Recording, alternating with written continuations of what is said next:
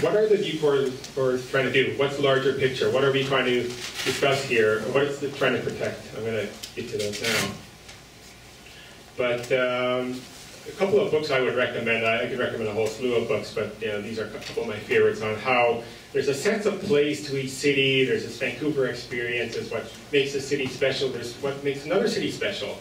And what works in one city doesn't necessarily work in another city.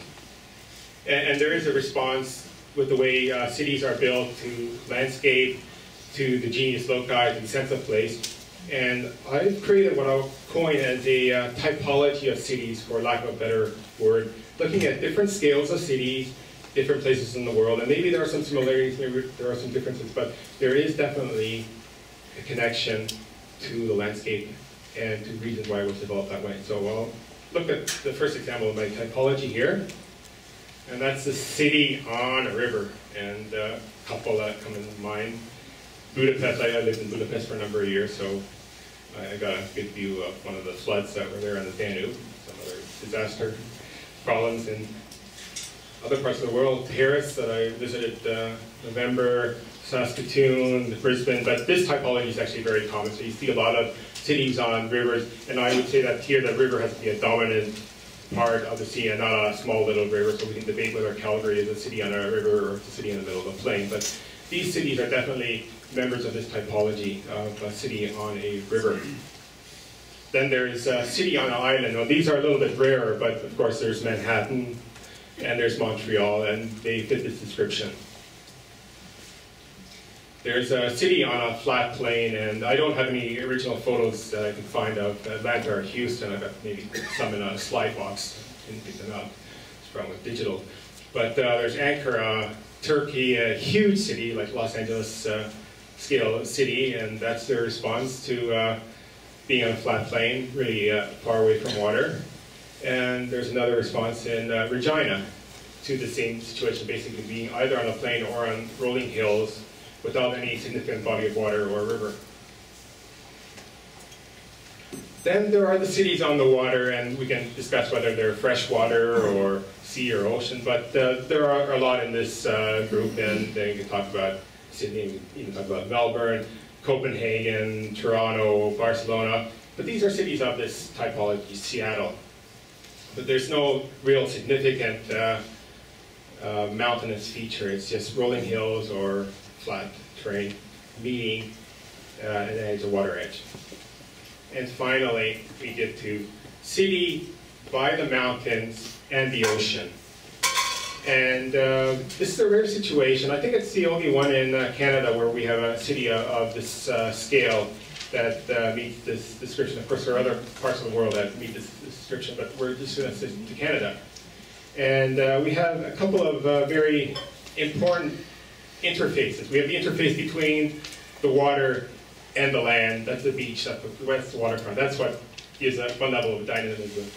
Then there's the interface really between the mountain or the forest and the sky, or sometimes it's the ice and the sky. And in Vancouver, we have this condition, we have all of the conditions together, so there's a great opportunity here. And this could contribute to our genius loci, our sense of place.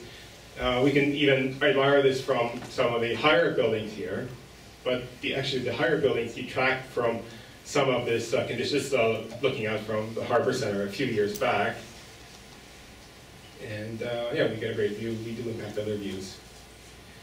And we have conditions at the water edge where we can admire the North Shore. The North Shore has its own issues. I'll get to that in a second.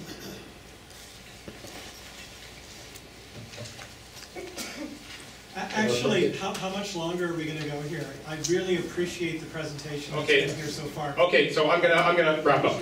I'm almost at the end, so give me another 5 minutes. Okay, so we have Vancouver without mountains. So here we've got our mountains. We have, would this excite our skyline here? You know, we take away the mountains and we have all these geometric forms. Or we're back to our normal view. So we have a condition with the mountains. But what if we went higher? What if we put in more skyscrapers? I did some Photoshop work. More higher buildings. How does it impact our reading of the North Shore? Why stop there? Okay, and if we go back to our normal view, would this be a bit better? How about this? So when do we start losing our mountain? When do we start losing our ridge lines and our silhouettes? And we're actually getting more of that filled in. So that's concerned with higher buildings. From many views, this is not far from City Hall at 10th and Canby, close to the Broadway corridor. We've lost a lot of that mountain. And I think that aren't the North Shore Mountains exciting enough? That's my comment there.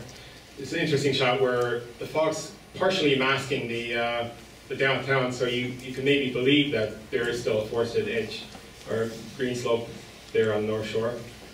And for the discussions, it's very important to note what percentage of our visual field is mountain in terms of forest, how much of it is sky, and how much of it is built form. Because even if we don't go above the ridge line, there's a critical mass that you need for reading the mountain and the forest compared to the sky and the architecture. And this is a fairly pristine view of the mountain. Here's a not so pristine view from Kingsway and 12. And what are these thresholds? How high can we go before we start really impacting our experience? In Vancouver, we have these peak view shots or glimpses of the mountains as we go through the city, as we cycle along 10, as we travel. And I think these peaks are what provide a sense of excitement as we travel into the city. We have this anticipation for drawing a view corridor is early a mathematical description in 3D space. You know, there's nothing loving or good or bad about a view corridor. It's just a policy. And the open questions I'm going to have for all the discussion groups is, have the implementations of the view corridors been effective? Are there concerns with the manner that these view corridors have been selected? Are we missing anything? Are there views to protect? Or the big question here is this the best method for protecting views as currently defined? Because maybe there is an overriding policy and it's nothing to do with view corridors at all. Here. And look at other cities, and I've asked some searching questions. So what does Vancouver mean to me? What do I cherish about the city? How much higher can we go?